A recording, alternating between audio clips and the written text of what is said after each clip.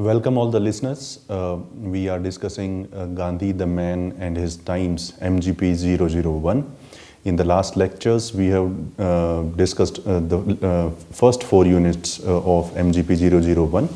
In this lecture, we are going to discuss another 4 units. Unit number 5, Gandhi in South Africa. Then the unit 6 is Return of Gandhi when he comes back to India. Then unit 7 will be Khilafat movement and also non-cooperation movement. And unit 8 will be civil disobedience movement. So basically what we will be discussing in this lecture is Gandhi's stay and his struggles in South Africa. Then he comes back to India, and this is where he becomes a very, very popular leader of the masses. So these 4 units will be discussed in today's lecture. So to begin with Gandhi's struggles in South Africa. So it is well known to the world that Gandhi, the Gandhi that we know, that reality of Gandhi came out during his stay in South Africa. Because Gandhi's struggle in South Africa, it gave India and the world one of the greatest leaders of 20th century. It was, one can say that initially Gandhi's Karma Bhumi was South Africa, because he had gone to South Africa to fight for the rights of Indians, because South Africa was part of the British Empire back then, and Indians were taken as indentured labor by the British. The British Empire, at that time was quite big. Their colonies were spread all over the world.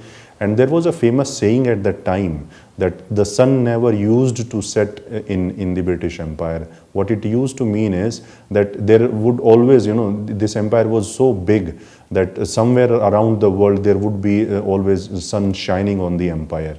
So this was quite a big empire, and India's human resource was always sought after. Indians were taken by the British to other colonies as laborers. Indians were taken to South Africa. They were taken also to the Caribbean and even towards Southeast Asia in countries like Brunei, etc. So this is Gandhi's initial, this is why he went to South Africa. Then his stay in South Africa was between 1893 to 1914. This is where he transformed into a leader of masses, and this is where he gained mental and spiritual growth, right? So this was Gandhi's struggles led him to, what was Gandhi, the Gandhi that we know, he became that struggler, that spiritual leader, that Mahatma. His beginning was in South Africa. So he reached South Africa in 1893 to help an Indian businessman to resolve a lawsuit, right? So that Indian businessman had to fight a lawsuit against the British, and he sought help from Mahatma Gandhi. So he went there in 1893, and when he reached in 1893 in South Africa, he was appalled, he was shocked to see the reality of South Africa, because he experienced racial discrimination in a number of instances. And why there was racial discrimination against the Indians in South Africa, there are a number of reasons. The prominent reason is Indians were brought as indentured labor by the British in South Africa. So what used to happen is that Europeans were staying in South Africa, and they felt threatened with growing prosperity of some Indians. This is a very, very positive point of Indians. Whenever Indians go anywhere, even today, Indian diaspora is very, very famous. And there is one particular reason for this, that Indian diaspora is known for its hard work, right? So wherever they go, they mix with the locals and they work hard, and then they scale the ladders of prosperity. So this also happened during the British times in South Africa. So many Indians, they started to overtake the local businesses and activities that were taken care of by the Europeans. And Europeans felt a lot threatened by growing prosperity of the Indians. So being insecure of the Indians, they resorted to racial abuse. They would abuse the Indians racially. Then there were unjust laws by the government, and of course they would also use humiliation. They would try to humiliate the Indians so that their own security, that was a sign of their own insecurity. So this was the prevalent situation in South Africa at that time. Now what happens is that there is one very very famous incident that took place at the railway station of Peter-Maritzburg. Yeah, and during this incident, Mahatma Gandhi was thrown out of the railway coach, despite the fact that he had a first class ticket. He was brutally thrown out of the station. And what happens after this is, even if you see, this is a plaque at, this has been installed at the Peter-Maritzburg railway station, and this plaque says that in the vicinity of this plaque, M.K. Gandhi was evicted from a first class compartment on the night of 7 June 1893. This incident changed the course of his life. He took up the fight against racial oppression. His active non-violence started from that date. So this incident changed Gandhi. And the whole night he was sitting on the station shivering in cold, and he was just thinking that what should I do? Should I surrender to the enemy, and should I be going back to India, or should I stay here and struggle for the right, not only for my rights, but also for the rights of my other Indians.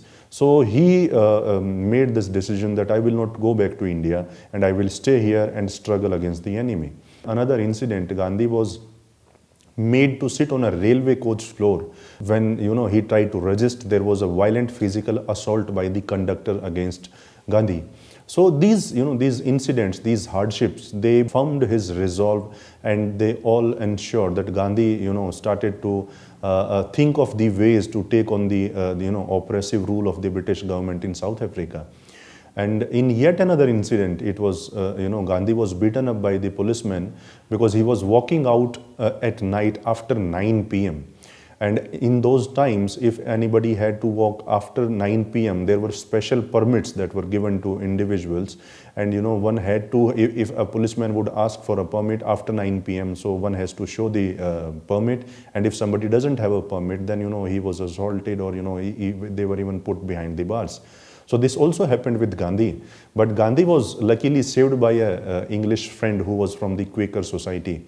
And if you remember, in the last lecture, we have done what was the Quaker Society. Quaker Society was basically a society of individuals which used to believe in the philosophy of pacifism and non-violence. So basically, all the English, all the foreigners who were part of the Quaker Society, their views and views of Gandhi and Indians would match, because they would talk about non-violence and respect for individuals. So this is why Gandhi was saved by an English friend who was a part of the Quaker Society. Now, after all these incidents, Gandhi decided to stay in South Africa. He said that I will struggle for the rights of Indians. I will not meekly go and surrender to the oppressive rule of the British. I will stay here, and I will help my fellow Indians, because he had the knowledge of law. And law, in later years, he used his expertise in law to take on the British.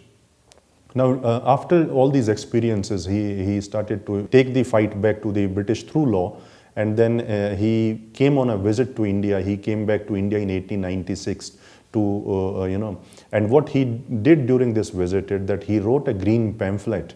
And this green pamphlet was basically, it was like a brochure, and there was a lot of information in this brochure citing poor condition of Indians in South Africa. So aim of Gandhiji by writing this green pamphlet was that he wanted to sensitize the Indians about what was happening to Indians in South Africa, because nobody knew about the plight of Indians in South Africa. Nobody had this idea that what was happening to Indians in South Africa. So the first aim of Gandhiji, it was to increase the awareness about Indians, about the plight of Indians in South Africa. And this is how he drafted this pamphlet, and he came and distributed this pamphlet to India. In India, he also met a number of editors of newspapers, magazines, and he was trying to raise the awareness through media also. And by the way, Gandhiji was very, very well versed in using media to raise awareness. He later on he goes on to have his own newspapers, and so he was very well aware that how media can be used to sensitize the people, and the role of media was very, very important for Gandhiji. So after that, he traveled extensively in India. He met a number of important leaders of Congress. He met as I informed earlier, he also met the people from press, and he also interacted with the locals, and he raised the awareness about problems of Indians in South Africa. So after this, when he goes back to South Africa, there was also a personal change in Gandhiji, and that personal change came in form of changes in his lifestyle.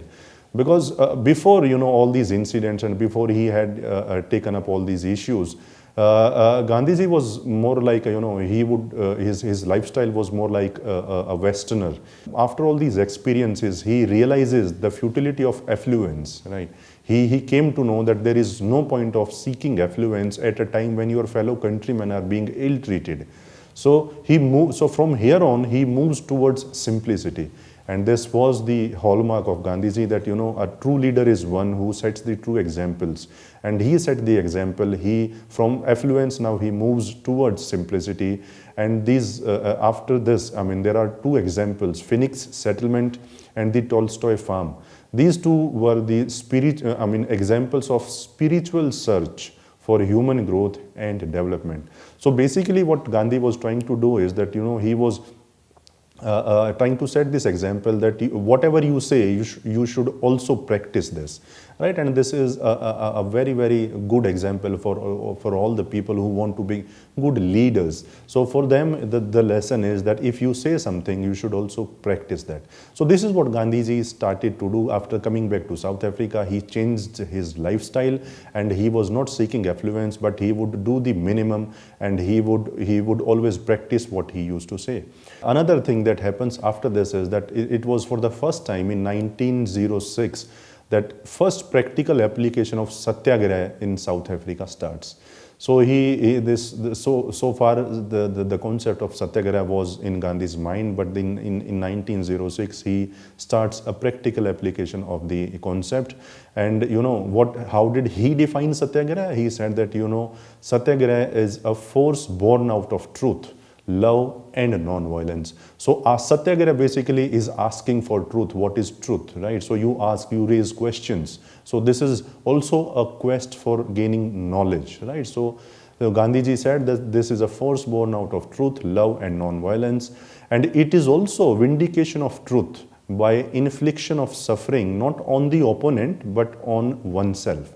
That means, can you suffer for truth? This is the real test of a satyagrahi. So basically, satyagraha is what Gandhiji learned from this is that self-sacrifice as a weapon is to be, how can you use self-sacrifice as a weapon? So this is what Gandhiji was looking to, and this is, if you suffer, it further strengthens your resolve, and you do not, inflict the sufferings on the opponent, because then it leads to violence. So aim of satyagraha is to avoid violence, and can you suffer yourself? This is what exactly is a test for a satyagrahi. So all these methods were used by Gandhiji in South Africa, and what happened is that after mass mobilization of the people in South Africa, and even there were many from the British and Europeans who were very well aware of what Gandhiji was doing, and they supported activities of Gandhiji. And by the year 1914, Gandhi's struggle ensured that Indians get their dignity back by the year 1914. So suitable laws were passed by the British government, which and due to which racial discrimination came towards an end by the year 1914, as Indians were facing before the problem. So what came out of this Gandhi's stay in South Africa is that through his struggles, he was able to mobilize the masses, and he was able to use novel new weapons like satyagraha, non-violence, to not only to make people aware of their rights, but also to put pressure on the British government and achieve his objectives. So then after this, Gandhi comes back to India. In Unit 6, you will read about return of Gandhi to India and how did he become a very, very popular leader in India. So Gandhi left South Africa at the age of 45, and he had no personal property. So because I told you that he had moved towards spirituality and seeking truth, so for him affluence was was not an aim of life. So he left the goal of affluence, he became very, very simple. And this is where he transforms into a Mahatma, because he was just a man, clad in a dhoti and just with a stick. And this was simplicity at its best. So Indian leaders, when Gandhi came back to India, Indian Congress leaders, they were aware of Gandhi and his work, the type of work that he had done in South Africa. But the people in India, the masses, were not very, very familiar with Gandhi's work, what Gandhi had done back in South Africa. So this was one of the issues that was facing Gandhi when he came back to India, that the masses were not very much aware of his work, but the Indian leaders very well knew what Gandhiji was doing. So he was very famous among the Congress leadership back in India. So when he comes back to India, his political mentor was Gopal Krishna Gokhale. And Gokhale advised him to tour India. He said that, you should mix with the masses. You should know what are the problems of the masses, because the best way for a leader is directly to connect with the masses. So in those days, of course, there were no mass media programs. The way we have instant connectivity today, it was not in those days. So the best thing that Gokhale advised Gandhiji was that you go and have a tour of India, connect with the people. But he gave him an advice. Gokhale said, keep your ears open but mouth shut. Don't speak too much with the people, listen to them. This is what will tell you that what are the problems of the people. And following on this advice, Gandhiji started, touring India, and he started to know people, and this is how his popularity starts to build up. There were a number of satyagrahas that, he had done before moving on towards the bigger movements like Khilafat movement and the non-cooperation movement, and later on the civil disobedience movement. But starting with the Champaran Satyagraha, the Champaran Satyagraha was, it took place between 1917 and 18. So the basic aim of this Satyagraha was to highlight the plight of indigo farmers, because they were facing a number of problems. So this problem was brought to the notice of Gandhiji. And what Gandhiji said is, he collected a number of teachers and Congress leaders, and he said that we will not do anything apart from collection of facts. We will have a word, we will interact with the farmers, indigo farmers. We have to collect the facts, because their story has to come out. So we will be collecting their stories, we will collect the facts, and we will be drafting reports. Right? So based on their facts, we will draft reports which will be submitted to the British government. There has to be no agitation at all. And this is how, Gandhiji starts, collecting facts with his team. And what happens is that, with the due course of time, this problem became a main, front page headline in the newspapers, and it was highlighted, the issue of, plight of the indigo farmers. Nobody knew about it, but by the efforts of Gandhiji, everybody came to know about it. The public opinion was mobilized, and the British relented, and they instituted the Champaran Agrarian Committee, and Gandhiji was made a member of it. And this is how, the end of, this also leads to the end of infamous Teen Kathia tradition as well. So this was the power of Gandhiji, and the way his modus operandi was to bring out the facts, mobilize the people. The next two one, the Ahmedabad textile mill, labor satyagraha, and also Kheda satyagraha. Here also Gandhiji was able to solve the problems of the concerned parties, and through these satyagrahas, what he was able to do is that he instilled this feeling of self-reliance within the people, that you if nobody will come and solve your problems, you have to solve your problems on your own. So this is what is self-reliance. Then because he was also able to solve these issues, so it also led to self-confidence among Indians, because till now Indians did not have any self-confidence that we could stand up to the oppressive rule of the British. So he taught the Indians to fight for their rights, and this is what he did during these struggles. Now after this, what happens is then another satyagraha starts, Rowlatt Act Satyagraha. Now Rowlatt Act was this satyagraha brought Gandhiji into active politics. Now this satyagraha was started after Rowlatt Act was passed in the year 1919. And this was a very draconian act, in the sense that it would give government draconian powers, very, very, scary powers like preventive detention. Right, so these were this Rowlatt Act gave very draconian powers to the British government, and it would lead to further repression of people in India. So according to Gandhiji, what Gandhiji described this act is, he said that it was a betrayal of trust and faith.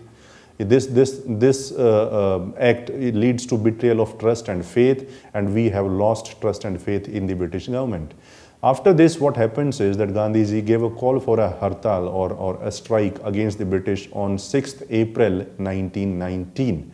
So in this strike, there was massive participation by the Indians, and this strike was very, very popular.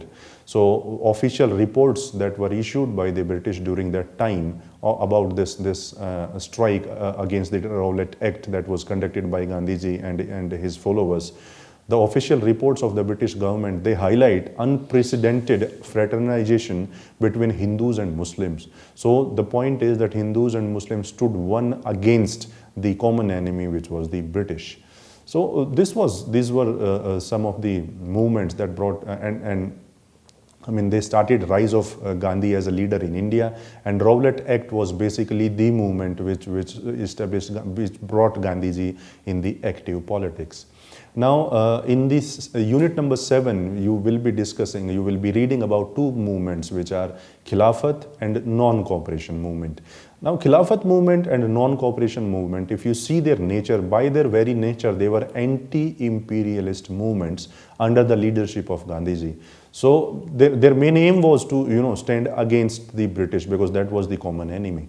The Khilafat movement started because Turkey was defeated in First World War, and the British were planning to remove the Khalifa from power in Turkey, and which they did ultimately.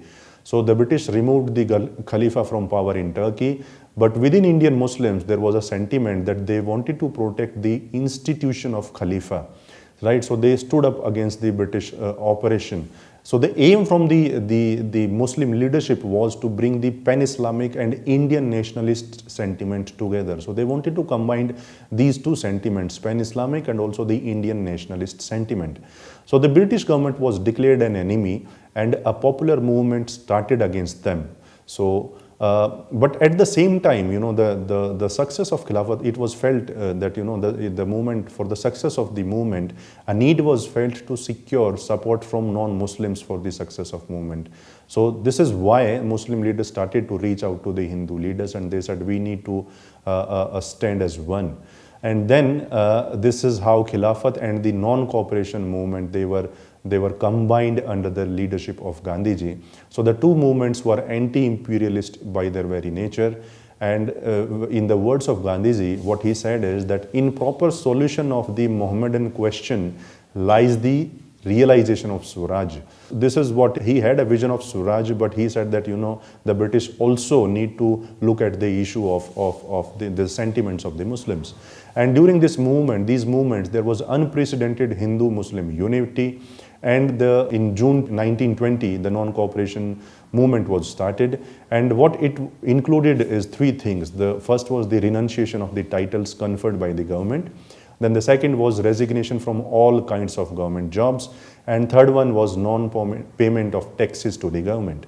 So these were all three parts of the non-cooperation movement. Ultimately, what happened is, because Gandhi's movements were based on the concept of non-violence, he used to be very, very disturbed whenever he would read a report about violence.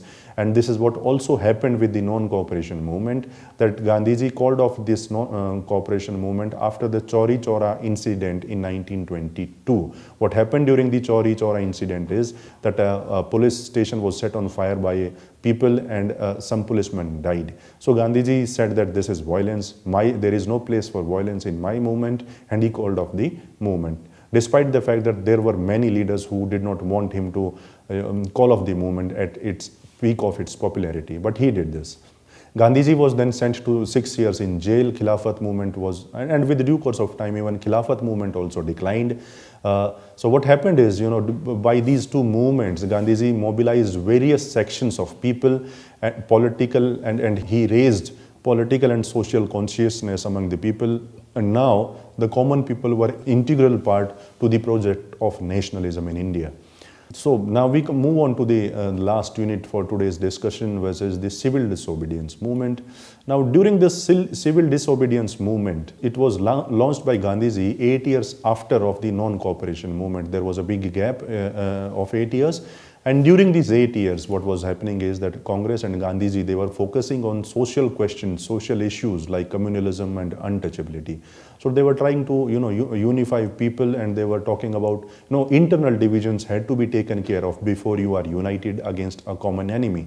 So this is what Gandhiji was doing, that he was fighting, against the common problems of people like untouchability. Now, this civil disobedience movement, it was launched in 1930 to achieve Purna Swaraj. Complete independence was the motive of the civil disobedience movement. The viceroy of the time, Lord Irwin, he did not respond to Gandhiji's memorandum with 11 points. So Gandhiji had given 11 points to Lord Irwin, and he said that you should respond to my 11 points. These were various demands of the Indian leaders, but Lord Irwin did not respond, and this is why civil disobedience movement was launched in 1930. Now, another point that happened is that, at that time, to mobilize the masses, how do you mobilize people who have their own, common problem, their own peculiar problems? So Gandhiji chose salt tax to mobilize the masses, because salt is a very, very common problem. And the British had taxed salt, and salt is something which is, very, very basic to an, human survival. So Gandhiji even called it the only condiment of the poor. The only thing that brings taste for a poor in the food is salt. So if you tax salt, then you have broken the back of the poor. So Gandhiji chose salt to mobilize people, and it was a big masterstroke, because it initially struck a chord with the masses. And then what Gandhiji did was that he reached Dandi, and he broke the salt law as an act of defiance against the British. And this image is very, very well known to Indians. You see Gandhiji picking up salt in his hands and breaking the salt law. Now, after this, because this movement became very, very popular, the British tried to repress the movement through using force and coercion. And what they did is that they jailed all the senior Congress leaders, because if you jail the leaders, then who will guide the masses. So the British played by the playbook, and they jailed all the senior Congress leaders, who were later released in January 1931.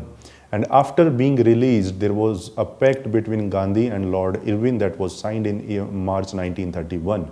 But what happened is that after this pact, Gandhiji was invited for a second round-table conference in London by the British, where he went.